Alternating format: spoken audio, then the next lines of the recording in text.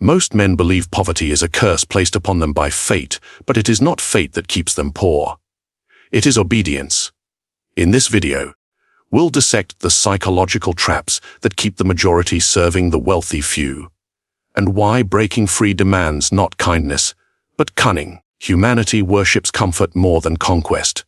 They dream of wealth, yet fear the cold logic required to obtain it.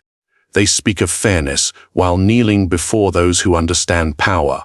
I have watched entire generations trade their ambition for approval, enslaved not by chains, but by ideas that tell them virtue is enough. But understand, this wealth is not given to the moral, it is taken by the strategic.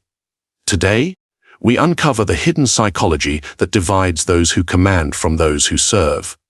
The cold truths no one dares to whisper in public, yet every ruler knows in silence. They told you that if you work hard, you will rise. That effort is the currency of success. But tell me, if that were true, why do the hardest workers often remain the poorest? Look around you. The laborer sweats beneath the sun. The clerk spends his life behind a glowing screen. The teacher shapes minds yet can barely afford his own peace. They toil day after day, while those who understand the system, not those who feed it, live in abundance. The world does not reward effort. It rewards strategy. It always has. In the courts of princes, I witnessed men of mediocre talent rise to power while wiser, more diligent souls were buried in obscurity. Why? Because one knew how to appear valuable, and the other only knew how to be useful. Understand this distinction, and you begin to see the architecture of wealth. Effort builds the palace, strategy owns it. History remembers not the faithful laborers, but the cunning architects of power. Caesar did not conquer Rome through labor, but through perception. He made others fight, bleed, and build, while he mastered the psychology that made men follow him willingly. Was he harder working than the soldier who died on the battlefield? No, he was simply more intelligent about where effort should be applied, and when. The poor man believes wealth is earned through sweat. The strategist knows it is extracted through positioning. Let me ask you, how much of your labor actually belongs to you? Your time is sold to an employer who decides its price. Your energy serves systems that reward your compliance, not your creativity. Even your ambition is managed, shaped by the illusion that promotion equals progress. But promotion is merely a gilded cage. It gives you a better view, but not freedom. You've been taught to worship hard work because it keeps you predictable. It keeps you obedient. It keeps you profitable to someone else. When rulers needed control over the masses, they created a morality that praised endurance and humility. They taught peasants that a good day's work was a virtue while cunning was sin. The perfect slave is one who believes his servitude is noble. Do you see the design now? Hard work keeps the machinery of wealth running. For others, the worker creates value, the strategist captures it, and between those two roles lies the invisible wall that separates the poor from the powerful. In the modern world, this wall is reinforced by words like loyalty, responsibility, and stability. You are told to stay, to be consistent, to prove your worth. But those who truly rise know that loyalty is a currency, one that must be traded, not donated. They shift positions like chess pieces, moving toward advantage, not attachment. Think of the businessman who builds nothing but connections, yet controls those who build everything. He works less, but earns infinitely more, because he understands the value of leverage. Leverage is the art of multiplying impact while minimizing effort. It is the difference between the man who lifts the stone and the man who hires 10 men to lift it for him. Both get the stone moved. Only one profits from it. You see, hard work is a noble deception. It convinces the masses to accept slow reward in exchange for fast exhaustion. It breeds discipline but kills imagination. And imagination, my friend, is the true engine of power. Those who command wealth think differently. They ask not, how can I work harder? But, how can I make others work for me? They turn knowledge into systems, effort into influence, and time into control. This is why nations are ruled not by the most laborious, but by the most calculating. Kings, merchants, and modern executives all built empires not by force of muscle, but by mastery of human behavior. They understood one truth: people are eager to work if you give them the illusion of purpose. The great manipulation of society is that the majority believe effort equals virtue, while results equal greed. Thus, they labor proudly while despising those who outthink them. And so the cycle continues, endlessly. But what if you could break it? What if you redirected your labor not toward tasks, but toward leverage, understanding systems, psychology, and influence? Then you would no longer chase wealth. You would command it. The rich are not lazy. They are efficient. They have mastered the subtle difference between movement and progress. So ask yourself, are you working hard, or are you working strategically? Because one path leads to exhaustion, and the other leads to dominion. And that, my friend, is where the psychology of poverty truly begins. Now, let us uncover the second trap, the comfort that keeps men enslaved. Comfort is the most elegant prison ever built. It needs no walls, no guards, no chains, only warmth, routine, and the illusion of safety. Most people do not stay poor because they lack opportunity. They stay poor because they cannot endure discomfort. They dream of freedom, but fear the pain required to achieve it. They speak of ambition, but retreat the moment it demands sacrifice. The truth is simple: comfort breeds mediocrity, and mediocrity guarantees servitude. In every empire, rulers understood this truth instinctively. The Roman emperors gave the masses bread and circuses. Food for the stomach, distraction for the mind. Keep them entertained, and they will never question who holds the power. Modern rulers have perfected this ancient art. Your circuses are now digital, your bread delivered by convenience. Your suffering is dulled, your instincts softened. And all the while, someone else profits from your passivity. Ask yourself, when was the last time discomfort truly visited you? When hunger sharpened your will, or failure burned away your illusions? You avoid such moments as if they were poison. But in truth, they are the forge of strength, the crucible of transformation. The wealthy understand this. They do not seek comfort, they weaponize it. They offer it to others as bait, in the form of stable jobs, predictable routines, easy entertainment. They sell you comfort so that you never question the cost of it. There is a reason every system of control begins with making life easier. Ease creates dependence. Dependence breeds obedience, and obedience ensures that power remains in the hands of the few. You see, the comfort trap begins innocently. You earn a little more money, and you spend it to feel secure. You buy conveniences to save time, but then waste that time numbing your ambition. You call it self-care, but it is often self-sedation. The ambitious man seeks discomfort deliberately. He knows the world rewards those who can endure what others avoid. He places himself in chaos not because he enjoys pain, but because he recognizes its purpose. Think of the conquerors, the philosophers, the creators who reshaped civilization. Alexander did not sleep in palaces while building an empire.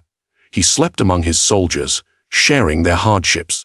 Da Vinci did not live in comfort, but in relentless curiosity, his mind unsettled by questions. Even the cunning merchant of Florence risked ruin to play in the shadows of politics. Comfort was their enemy, because it dulls the mind that seeks to rule. When life becomes too soft, the will becomes weak. Comfort whispers, "You've done enough." It praises stagnation as balance and fear as wisdom. It convinces you that maintaining is the same as advancing. But wealth and power demand movement. They demand tension, the friction between desire and reality. To escape the comfort trap, you must learn to hunger again. Not for food, but for progress.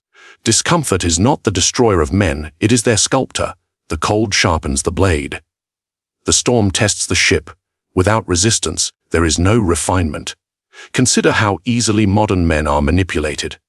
Promise them convenience, and they will surrender control. Promise them safety, and they will forfeit freedom. Promise them comfort, and they will never rebel. The powerful understand this weakness perfectly. They craft systems that feed your need for ease. Constant entertainment, instant rewards, soft routines. They drain your aggression. the one force that could challenge them by turning it inward, toward pleasure, distraction, and digital noise. They do not need to rule you with iron. They rule you with pillows. So I ask you, how many of your comforts are truly yours? And how many are tools designed to keep you docile? Every step toward comfort is a step away from risk. And risk is the only path toward mastery. If you wish to rise, seek not the life that feels good, but the life that sharpens you. Train your mind to sit in silence, your body to endure strain, your spirit to tolerate uncertainty. For in the moments where most retreat, the few advance. The world is not divided between the rich and the poor. It is divided between the comfortable and the hungry. The comfortable defend their illusions. The hungry devour the world. So, when you wake tomorrow, ask yourself one question: am I living to stay safe or to gain power? Because in that answer lies your fate. Men speak often of morality, yet few understand what it truly is. They treat it as a divine law, written in stone, when in truth it is only a tool, forged by the powerful to tame those who might one day challenge them. Morality was never born from purity. It was born from strategy. When kings sought to rule restless nations, they did not rely only on armies. Steel can crush rebellion, but it cannot control thought. So they created something stronger than fear: virtue. They taught their subjects that obedience was good, that humility was holy, and that desire was sin. And in believing this, the people policed themselves far more effectively than any soldier could. Tell me, when was the last time you hesitated to act? Not because it was unwise, but because it was wrong. Whose voice stopped you? Yours or the echo of someone who benefits from your restraint? Morality has always been a leash disguised as light. It promises order, yet demands submission. It praises sacrifice, but only from those at the bottom. Look at history.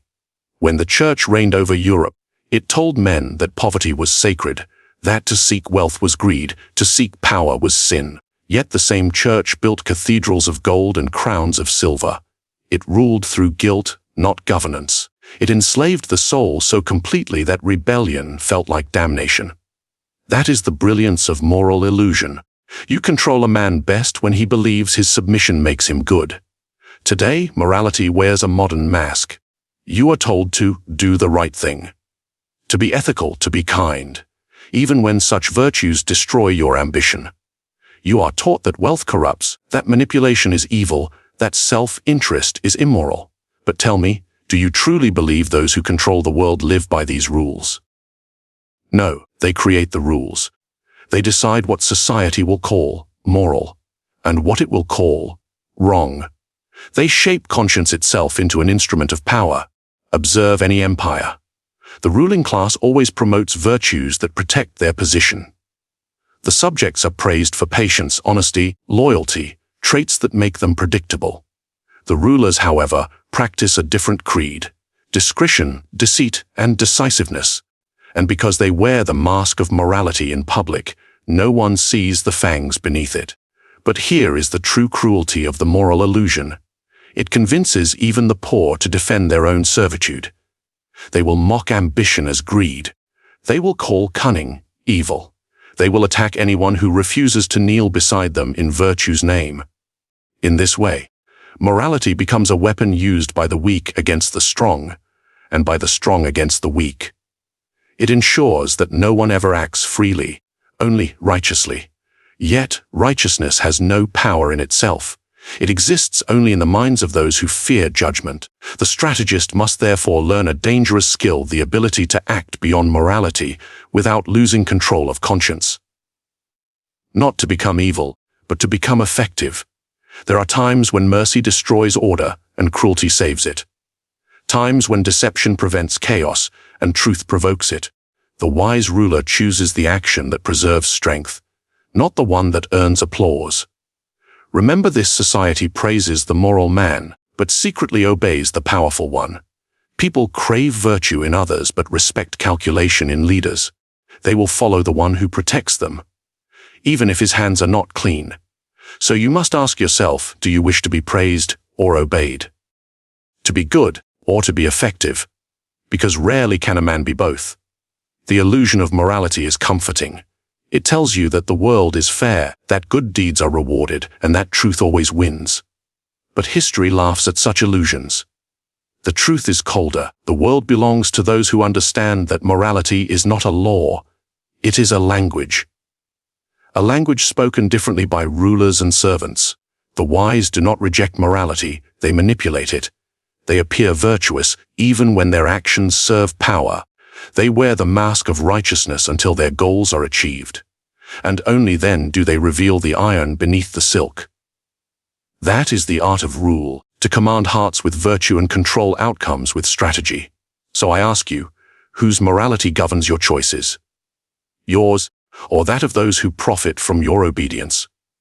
Because until you answer that, you will live not as a master of conscience, but as its captive. Dependence is the most subtle form of slavery. It does not strike with whips or chains. It seduces with comfort, approval, and security. The truly poor man is not the one without gold, but the one who cannot move without permission. Every empire, every ruler, every powerful man understands this truth. Control is not maintained through force, but through need. Make a man need you, and you will never have to command him. Think of how power operates in silence. The master does not remind the servant of his obedience. He simply ensures the servant's survival depends upon him. This is how kings ruled subjects, how merchants controlled laborers, how modern institutions rule your daily life. Not through fear, but through dependence masked as order. Dependence begins as gratitude. It ends as submission. You see it everywhere. The employee grateful for a paycheck, the citizen dependent on welfare, the lover addicted to affection. At first, these ties seem harmless, even comforting. But slowly, they shape your thoughts, your routines, your courage. You begin to calculate your words not by truth, but by safety. And the moment you start asking for permission to live, you are no longer free. Dependency is the most effective psychological trap ever designed. Why? Because it convinces you that you cannot survive without the very thing that weakens you. In Florence, I observed how nobles controlled the masses. They gave the people enough stability to live, but never enough power to act. When rebellion stirred, they distributed small favors, food, jobs, promises of reform. It was not generosity, it was management. Feed the hunger just enough, and the starving will protect their masters rather than revolt against them. And centuries later, the same strategy thrives. Disguised under new words, employment, credit, social safety. You are taught to depend on systems that promise stability while extracting your autonomy. A man with debt will obey. A man with a boss will submit. A man with a reputation to protect will remain silent. Dependence makes rebellion irrational. It erases risk by replacing it with comfort. You tell yourself, at least I'm safe, even as you hand your power away piece by piece. But let me ask you, when did safety ever create greatness? When did obedience ever build empires? The powerful create dependence in others, the powerless depend on the powerful. That is the eternal law of hierarchy. And those who escape it do so not by chance, but by design. You must learn to recognize who feeds your needs, and why. Every favor, every hand that helps, also expects something in return. It may not ask today, but the debt will come due. Even generosity is a weapon. Caesar knew this when he forgave his enemies. He did not pardon them out of mercy, but to make them live indebted to his grace. They would serve him, not out of loyalty, but out of fear of losing his forgiveness. To appear benevolent while secretly tightening control. That is the highest form of domination. Modern rulers understand this instinctively. They give the masses convenience, and in return they gain data, compliance, predictability. You are dependent not only on systems but on the rhythm they create. Your life becomes a loop: earn, spend, rest, repeat. A perfect cycle of obedience disguised as progress. Dependence kills ambition. It replaces hunger with gratitude, and a grateful slave is harder to free than one who suffers. But independence, true independence, is dangerous. It requires discipline, discomfort, and detachment. You must be willing to walk away from what controls you, even if it feeds you. That is the courage most men lack. Ask yourself, Could you survive without your job? Without validation? Without approval from the crowd? If the answer is no, then your chains are invisible but real. Freedom begins not when you own more, but when you need less. The powerful man is self-contained. He may accept help, but he never depends on it. He creates his own sources of stability, skill, influence, adaptability. These cannot be taken, they can only be built. You must cultivate the ability to stand alone, to say, I choose. Not, I'm allowed. Because once dependence governs your choices, morality, and ambition, your life belongs to someone else. Remember, rulers do not need to imprison the masses. They simply need to make the masses fear life without them. And the moment that fear takes root, tyranny no longer requires a throne. It lives quietly within the human mind. So, will you feed your dependence, or starve it until freedom grows in its place? Wealth is not just measured in gold. It is measured in emotion. Money flows where emotions are directed. And those who can command emotion, command value itself. Every empire, every market, every throne has been built not merely on labor, but on the manipulation of feeling. People act not from reason, but from fear, desire, envy, and pride. Control these, and you no longer need force. The world will offer itself to you willingly. Look around you. The modern merchant does not sell products, he sells emotion. He sells you confidence in a bottle, love behind a screen, power through a purchase. You do not buy things, you buy feelings. And those who understand this rule you without a crown. In politics, leaders rise not through truth but through emotional mastery. They promise hope, ignite fear, and frame enemies. They know that logic rarely moves the masses. Emotion does. Rationality is the language of thinkers. Emotion is the weapon of rulers. This is the foundation of the emotional economy, a world where perception outweighs substance and feeling outweighs fact. In such a world, the poor man chases comfort, the rich man manufactures it. The crowd reacts, the strategist orchestrates those reactions. You may believe yourself rational, but you are not. No one is. The human mind was built not to seek truth, but to survive. And survival depends on emotion. Fear warns you, desire drives you, pride blinds you, and guilt binds you. Each one can be exploited, and the powerful have learned exactly how. Consider the rise of propaganda in history. When rulers sought control, they did not debate their people, they inflamed them. They turned emotion into weaponry. The church once mastered this art, selling salvation through fear of damnation. The fear of hell was more profitable than the promise of heaven, because fear moves faster than faith. Centuries later, the formula remains unchanged. Media, marketing, politics, all operate by emotional leverage. Fear keeps you watching, desire keeps you buying, envy keeps you competing, and hope keeps you obedient. But here lies the cruel truth. Emotions are not enemies, they are currencies. You can spend them foolishly, or you can invest them strategically. The powerful man does not suppress his emotions. He studies them.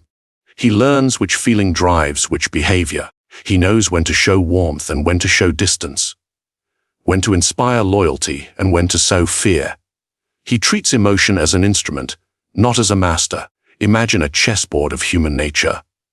Each emotion is a piece: fear the queen, desire the king, envy the pawn that moves without thinking. Most people play reactively, they move out of impulse.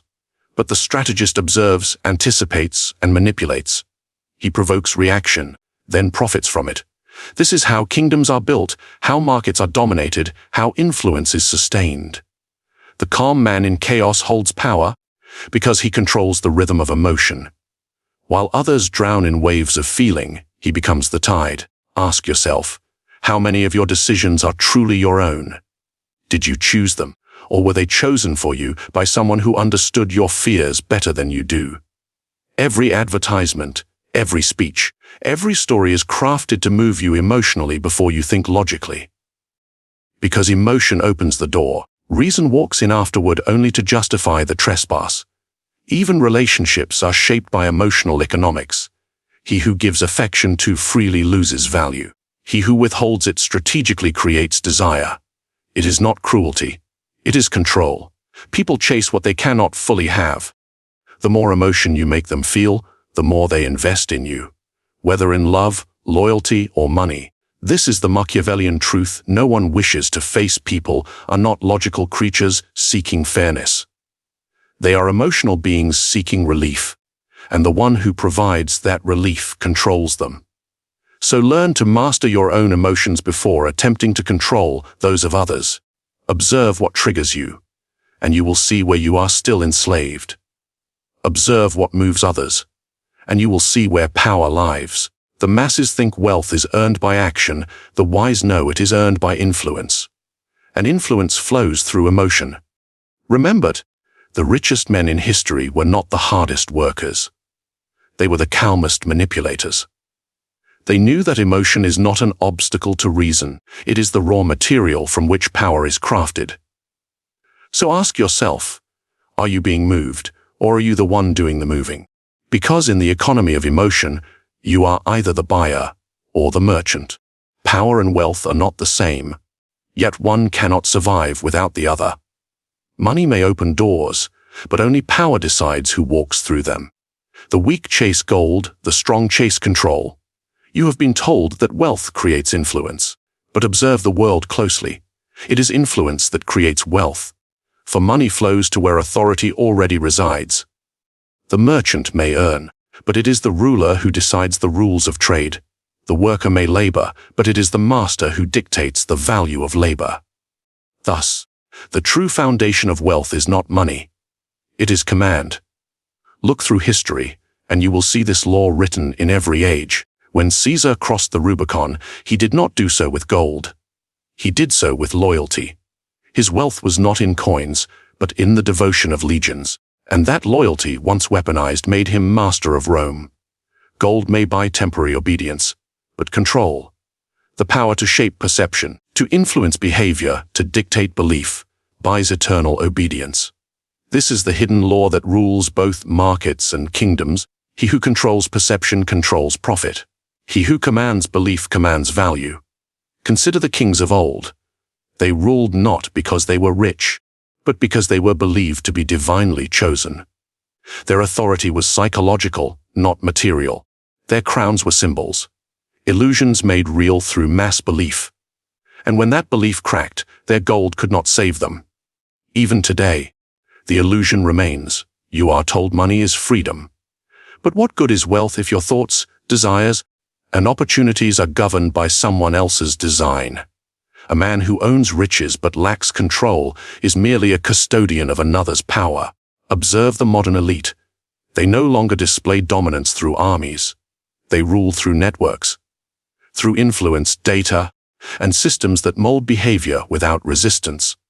They shape desire before you feel it, control choices before you notice them. Their wealth is not held in vaults but in control over minds. This is the new empire, not of swords, but of signals. Not of territory, but of thought. The powerful no longer conquer land, they conquer attention. And the currency of this empire is obedience disguised as desire. Ask yourself, why do people follow certain leaders, buy certain brands, or obey certain narratives? Because someone has mastered the hidden art of perception. They do not need to command you. They only need to make you agree willingly. This is the most advanced form of control, voluntary submission. A system so refined that the enslaved believe they are free. To rise above it, you must study not money, but manipulation. Not the numbers, but the networks. You must understand the psychology that turns illusion into influence. The masses chase profit, the strategist creates the frame in which profit exists. He defines the value others pursue, then sells them the dream they created themselves. He does not fight for wealth. He positions himself where wealth must flow. Think of the banker, who earns from the transactions of others. Think of the platform that profits from content it never creates. Think of the politician, who gains power not by truth but by managing belief. Each of them understands the same secret. The game is not played on the surface. It is played in perception. The poor measure wealth in what they possess. The powerful measure it in what they control, and the highest control of all is invisible. The control of thought, habit, and narrative. But there is danger in this pursuit. For power, once obtained, hungers endlessly. It consumes loyalty, morality, and even the soul of its master if left unchecked. That is why so few can hold both wealth and power without destroying themselves. The wise ruler does not chase infinite control.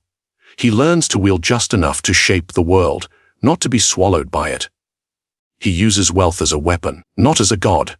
He treats power as a means, not an identity. So, when you look upon the rich, do not envy their luxury. Study their leverage. When you meet the powerful, do not fear their dominance. Learn their design. And when you seek to rise, do not ask, "How do I earn more?" Ask instead, "How do I make others depend on my command?" Because this is the hidden law of power and wealth. Money follows control, and control belongs to those who understand the human mind better than it understands itself.